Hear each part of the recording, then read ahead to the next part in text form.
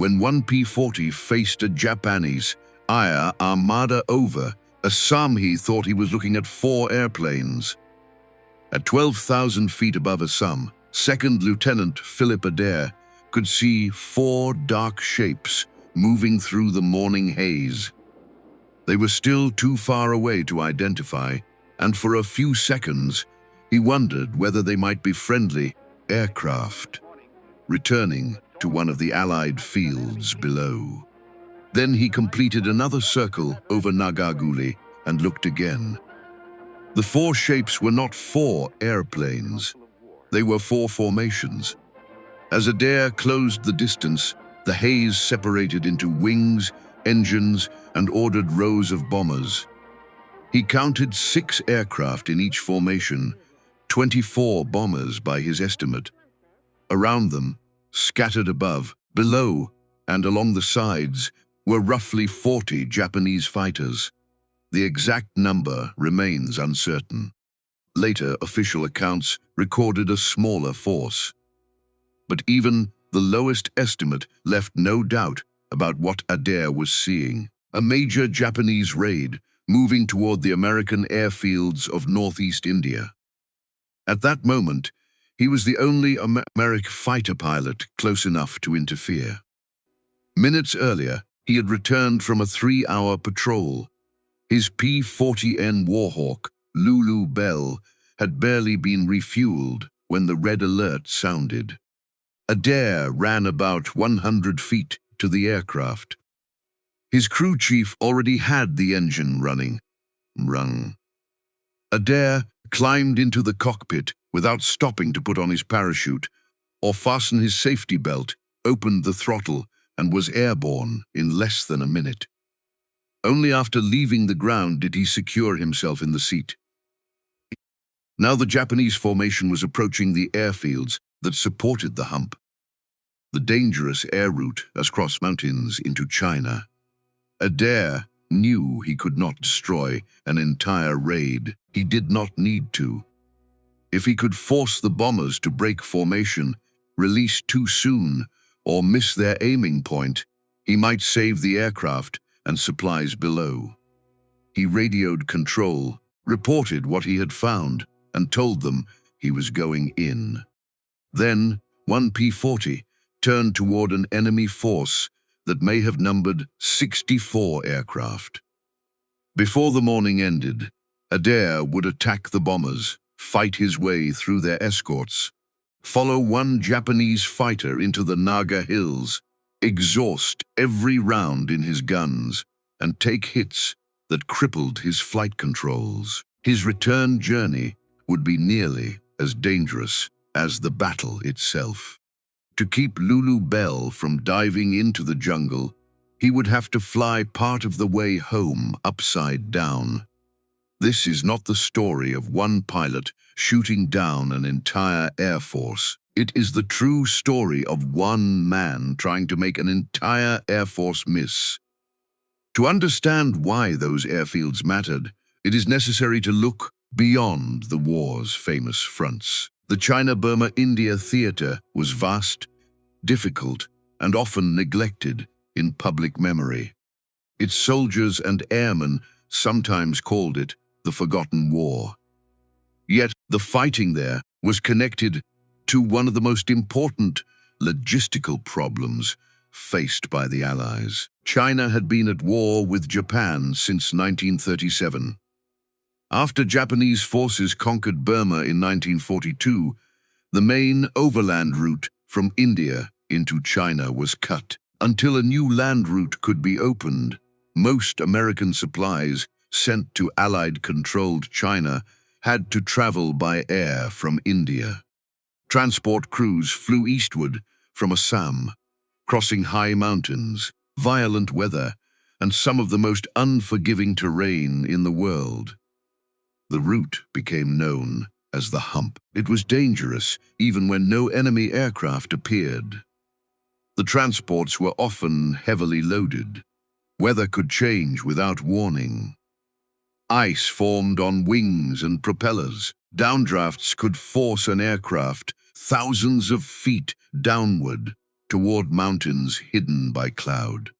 Navigation equipment was limited, and many crews crossed terrain for which reliable maps were scarce. Mechanical failure over the mountains often left nowhere to land and little chance of rescue. By the end of the war, hundreds of aircraft associated with the hump operation would be lost. Wreckage scattered across mountain ridges and deep valleys gave rise to the grim expression, the aluminum trail. The airlift nevertheless continued because China's armies and American air units operating there depended upon the fuel, ammunition, medicine, spare parts, and other supplies that crossed those mountains. Assam formed the western base of that operation. Airfields such as Chabua, Dinjan, Mohanbari, Sukarating and Nagaguli supported transport flights, maintenance, storage, and defense. On the ground stood unarmed transports, fuel dumps, workshops, warehouses, and men whose labor kept the supply route moving. A successful Japanese raid could destroy aircraft faster than they could be replaced, damage runways, ignite fuel, and interrupt operations at the most vulnerable point in the system. The Japanese Army Air Force understood the value of those targets. Bases in Burma placed its bombers and fighters within range of northeast India. Raids against Assam could threaten not only individual airfields, but the larger Allied effort to sustain China and regain northern Burma. The defense of that region belonged in part to the United States 10th Air Force and the 80th Fighter Group. The group's three squadrons, the 88th, 89th, and 90th, flew P-40 Warhawks.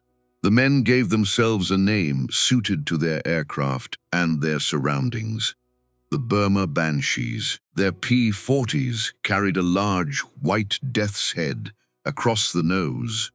Some aircraft also used a siren beneath the fuselage, producing the wail that helped give the group its name. In a theater far from the headlines, the skull and the sound became the identity of the Burma Banshees. The P-40 was no longer America's most advanced fighter by late 1943, but it was not useless. It rugged, strongly built, fast in a dive, and still dangerous at low and medium altitude when flown to its strengths. It also demanded discipline. The Japanese Nakajima Ki Oscar was lighter and exceptionally maneuverable. Lighter, a P-40 pilot who tried to follow an Oscar through a tight turning fight could quickly find the Japanese fighter inside his circle and behind his tail. The American response was to preserve speed, avoid prolonged turns, use diving attacks, and disengage before the enemy could exploit its superior maneuverability. Philip Reed Adair had learned those lessons well. Born in Oklahoma in 1920, he had wanted to fly from an early age. After the attack on Pearl Harbor, he entered military service and completed pilot training at Luke Field, Arizona. He later joined the 89th Fighter Squadron of the 80th Fighter Group. The group initially trained with P-47 Thunderbolts in the United States, but it went overseas with P-40s. For a young pilot who had trained on a newer and more powerful fighter, the change may not have been welcome, yet Adair came to trust the Warhawk.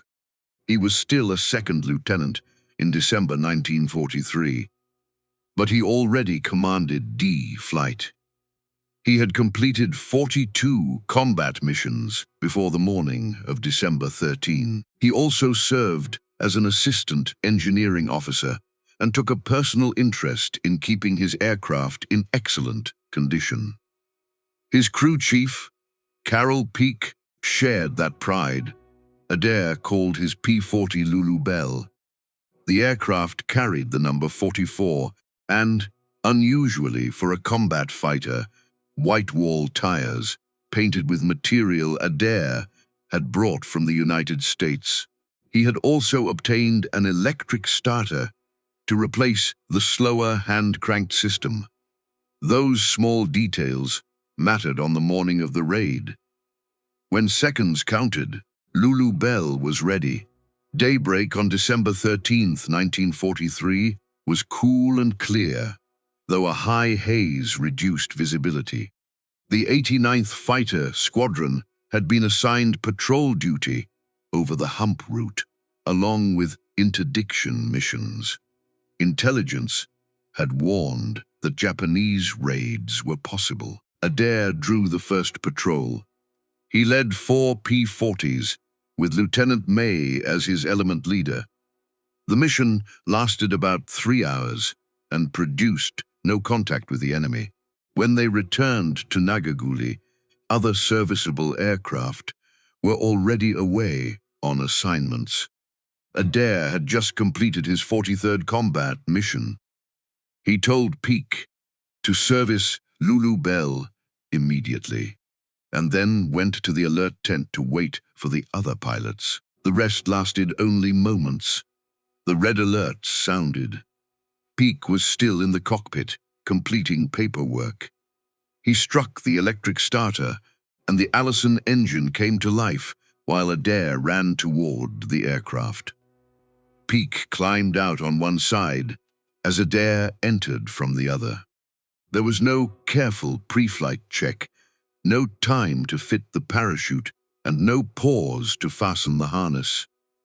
Adair advanced the throttle and passed the operations building already airborne. The squadron's standing procedure called for pilots to scramble and rendezvous over the field at 20,000 feet while maintaining radio silence. Adair circled upward, watching for the others. At 12,000 feet, none of his flight had yet joined him. That was when he saw what looked like 4 aircraft in the distance. On the next circuit, the shapes appeared larger. Adair called control and asked whether friendly aircraft were in the area. The answer was no. Ground observers had reported unidentified aircraft about 40 miles east, but Adair said the formation he could see was much closer, perhaps 15 miles from the base complex. Control initially insisted that the observer's report placed the unknown aircraft farther away. Adair had to trust his own eyes. He left the rendezvous point and flew east to investigate. The haze slowly released the truth. What had looked like 4 aircraft became 4 flights of bombers. In Adair's account, each flight contained 2 V formations of 3 aircraft, giving him a total of 24. The bombers were probably Mitsubishi Ki-21s, known by the Allied reporting name Sally. Around them were Japanese fighters, most likely Ki-43 Oscars. Adair and many other American pilots often referred to Japanese fighters generically as Zeros, even though the Mitsubishi Zero was a Navy aircraft, and the Oscar belonged to the Japanese Army. Adair estimated roughly 40 escorts. Some official histories later gave a lower count of about 20 bombers and 25 fighters. A lone pilot, observing a large moving formation through haze while preparing to fight, could not be expected to produce a perfect census. Whether the total was 45 or 64, the practical situation was the same. Adair was outnumbered by a force large enough to overwhelm him within seconds if he made the wrong move. The bombers appeared to be heading north of the base complex. Adair believed they intended to turn back toward the south, line up on the airfields, drop their bombs, and continue toward Burma. He began climbing behind and above the formation. No other friendly fighters were yet in position. Adair had choices, but none were comfortable. He could remain outside the formation, report its movements, and wait for support. That would protect his own aircraft and give him a better chance of surviving. It might also allow the bombers to complete their attack before help arrived. Or he could attack alone. His own account did not describe the decision as a search for glory. He saw the bombers approaching the main target complex and concluded that he could not remain above them and watch without attempting to interfere. He called control, estimated the time remaining before bomb release, and stated that he was going to attack and try to disrupt the bombing run. That distinction is important. Adair was not trying to destroy every bomber. He knew that was impossible.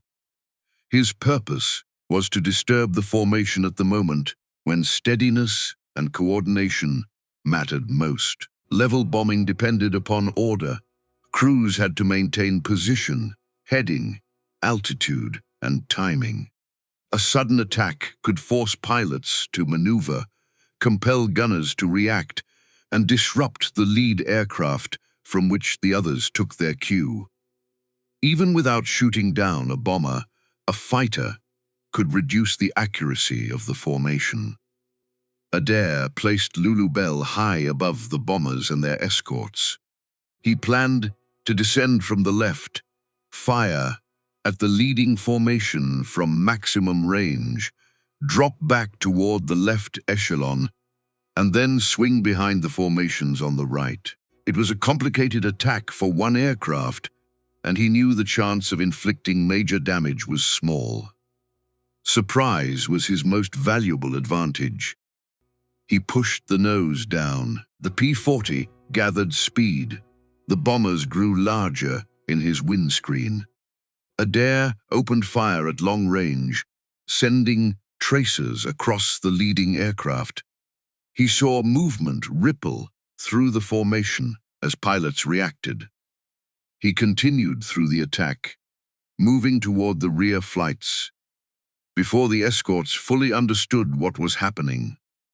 Near the last bomber in the fourth formation, he concentrated on the left engine.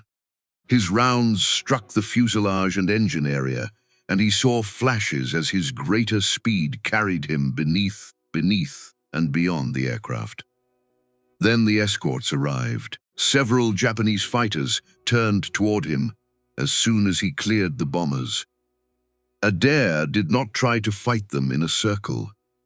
He used a maneuver planned in advance, full forward pressure on the control stick, an outside roll under -G, and a high-speed dive. The P-40's weight and diving strength helped him open the distance. He stayed down until he believed the fighters had broken off, then pulled out and looked around. He was alone again. The Japanese fighters had returned to the bombers. Adair climbed back above and behind the formation. For a moment, the haze may have concealed him. He began a second approach toward the bombers, but this time, the escorts were ready. Fighters turned toward him from across the formation. A direct attack on the bombers was no longer possible. Adair still had a speed advantage from his descent, so he drove through the escorts, firing deflection shots whenever an aircraft crossed his sights. He saw hits. One Japanese fighter appeared to develop fire around its engine, but Adair could not remain to watch it. A lone pilot who focused too long on a damaged opponent might become an easy target for the next fighter in line. He escaped in another dive and climbed again. By then, the bombers had released their loads. Adair's original purpose, to interfere with the bombing, had passed. The enemy force was beginning to withdraw toward Burma. He could have ended the engagement, but the escorts remained within reach. and he believed he could attack them from above without plunging directly into the defensive fire of the bombers. He selected a fighter near the rear and began another pass. The first Japanese pilot saw him and turned away too sharply to offer a shot. Adair shifted to another aircraft. He fired before the second pilot could complete his maneuver. The Japanese fighter's landing gear began to drop. It lost control and fell into a spiral. Adair followed at a distance, moving to one side so he could observe without flying into the wreck. He watched the aircraft descend into the jungle of the Naga Hills and crash. It became his one confirmed victory from the battle. He immediately began climbing toward the retreating formation again. The bombers were already crossing the Naga Hills toward Japanese-held territory. Adair decided to make one more attempt against them.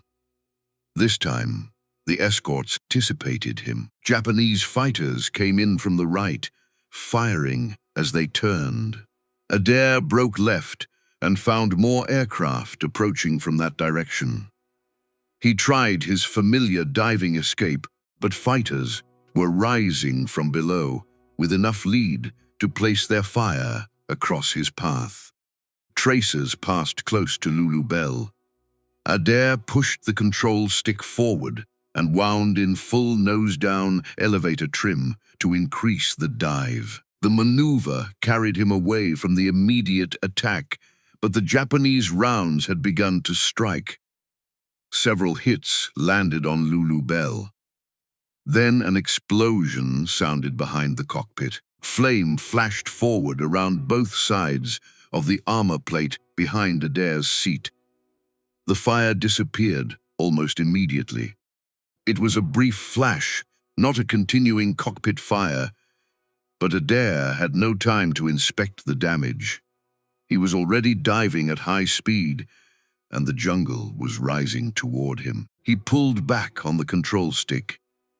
The response was weak.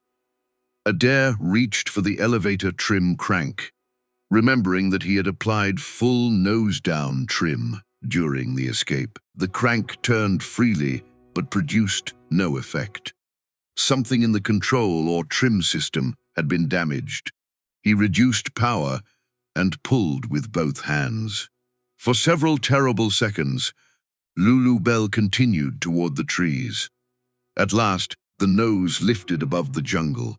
The battle was behind him, but home was about 125 miles away. Lulu Bell's engine still ran smoothly. The main problem was the aircraft's extreme nose-heavy condition. Adair needed both hands on the control stick simply to keep the nose above the horizon. He did not know with certainty whether he was over friendly or hostile territory. His ammunition supply was nearly gone, his aircraft was damaged, and his arms were already beginning to tire. Then another fighter appeared ahead. It passed slightly higher and about a quarter-mile to his left. As it came closer, Adair identified it as Japanese. The aircraft was smoking heavily and losing altitude. It made no immediate move to attack him. Adair could have let it go. Instead, seeing that the Japanese fighter appeared to be in even worse condition than Lulu Bell, he turned in behind it. With full power and both hands struggling against the control stick, he closed to roughly 100 yards and centered the gun sight. He pressed the trigger. Nothing happened. There was not a single round left. His higher speed nearly carried him into the damaged fighter. Adair pulled hard to avoid a collision and passed by. Tracers appeared near his left wing shortly afterward, but none struck. It was the last enemy aircraft he saw that day. He still had about 90 miles to fly. The strain on his arms became severe. As the adrenaline of combat faded, the control pressure seemed to increase. He tried to loop the safety belt, around the stick to help hold it back, but the belt was too short. He could find nothing else in the cockpit that would take the load. The situation narrowed to two possibilities. He could abandon Lulu Bell and parachute into the jungle if he could get clear of the aircraft, and if the parachute were available and usable after his hurried takeoff. Or he could remain aboard until exhaustion forced the nose down. Then he thought of the damaged trim in a different way. If the aircraft insisted upon pitching nose down while upright, rolling inverted would reverse the effect relative to the Earth. What had been an uncontrollable descent could become a climb. Adair rolled Lulu Bell upside down. The idea worked. With the aircraft inverted, the nose-heavy condition carried it upward. For a short time, Adair could gain altitude without holding the control stick against the full force that had exhausted his arms. But the solution created another problem. The P-40's engine and fuel system were not intended for prolonged, inverted flight. After what felt like a couple of minutes, the engine began to load up and threatened to quit. Adair rolled upright long enough for the engine to clear. The nose immediately tried to drop again. He then rolled inverted for another climb. He repeated the process across northeast India, inverted to gain altitude, upright to restore normal engine operation, then inverted again before the aircraft could descend too far. He later said he did not know how many times he flipped Lulu Bell during the journey. The method was dangerous, physically punishing, and unlike anything prescribed in a normal emergency checklist. Yet it kept the P-40 in the air. Eventually, Nagahuli appeared ahead.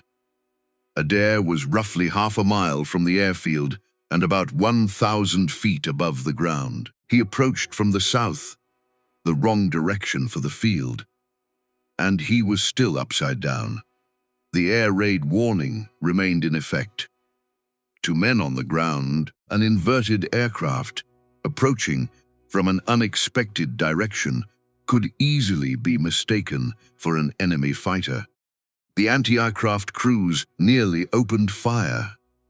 Adair's own ground personnel later told him that no one immediately recognized an upside-down P-40, especially one with its wheels pointing toward the sky. There was no room for a normal traffic pattern. Adair reduced power while inverted and aimed for the runway. At the last possible moment, he selected the landing gear and used the hydraulic pump. He saw the indicator confirm that the wheels were down and locked.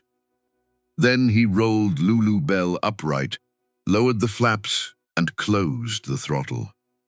The landing was not elegant. He touched down from the wrong direction, and without the controlled three-point arrival he normally preferred. But the aircraft stayed together. Lulu Bell rolled to a stop. Adair was back on the ground. For a moment, the airfield looked deserted because personnel was still under red alert procedures. Then his ground crew ran to the aircraft and helped him climb out. His arms and shoulders had been forced to hold the weight of the damaged controls for much of the return journey. He later joked that it took days for his arms to return to their normal length. The debriefing revealed that the Japanese bomb pattern had fallen short and somewhat to the side of the main target area.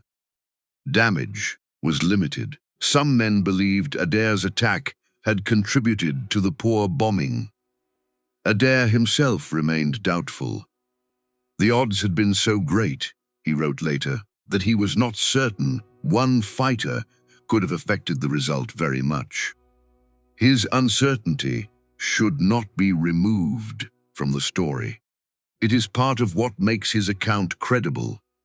Adair did not claim that he had defeated the raid by himself.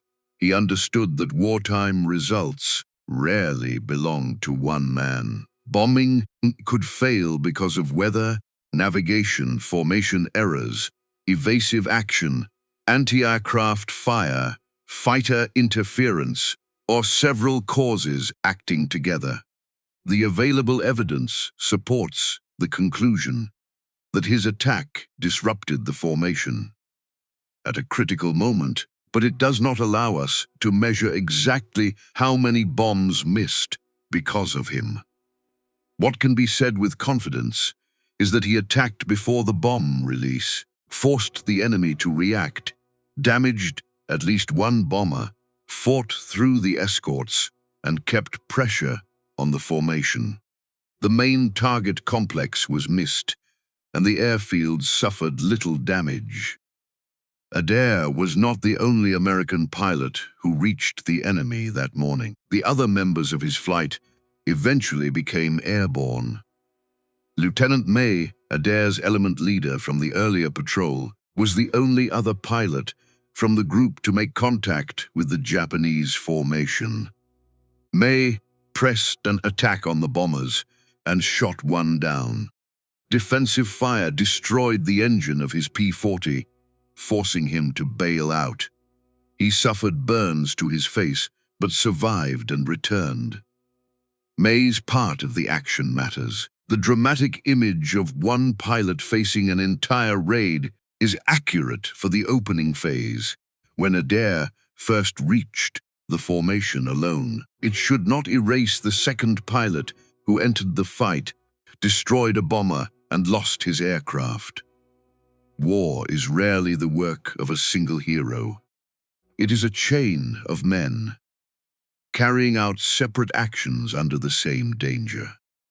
The observers who reported the raid, the controllers trying to understand conflicting information, the mechanics who kept the fighters serviceable, the pilots who scrambled, the anti-aircraft crews guarding the fields, and the transport crews waiting to cross the mountains after the danger passed.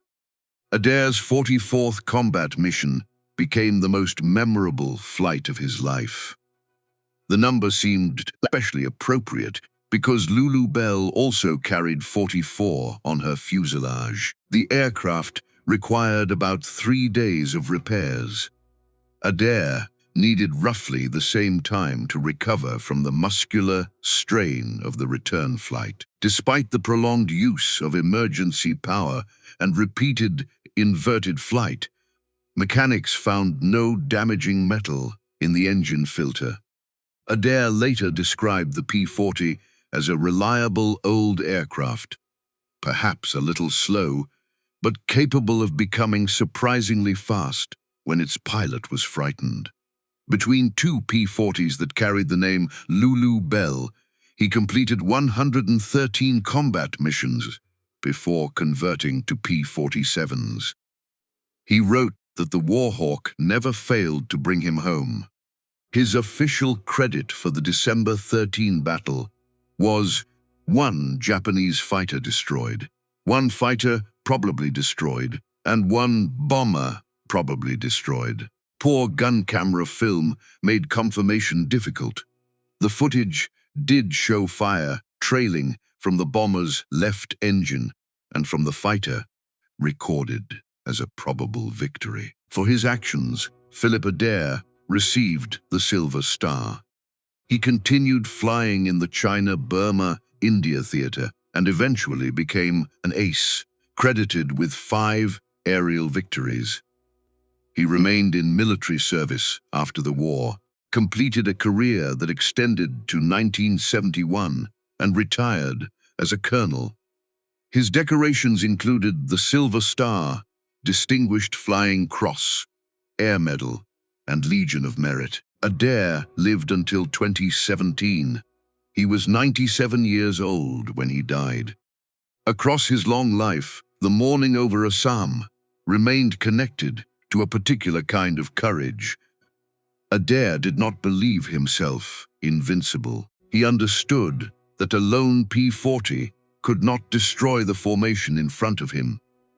He attacked because waiting might allow the bombers to strike before help arrived. The value of that decision was not measured only by the aircraft he shot down. In air defense, success can mean forcing an attacker from a steady course, disturbing a formation, or buying time. The Japanese raid missed the main target complex, damage was limited, and operations in Assam continued. It would be wrong to say that Adair single-handedly saved the entire hump.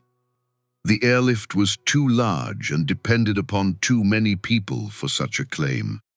But it would also be wrong to dismiss his action because only one victory was confirmed. He reached the raid alone, attacked before bomb release, fought through the escorts, and brought home a crippled aircraft through repeated inverted flight. Those facts require no exaggeration. The astonishing part of the story is not that Philip Adair defeated 64 aircraft. He did not. It is that he knew he could not defeat them and attacked anyway, because destruction was not the immediate task. The task was to interfere. The task was to make the bombers miss. The task was to stand between the formation above and the vulnerable airfields below, for as long as one aircraft and one exhausted pilot could remain in the sky.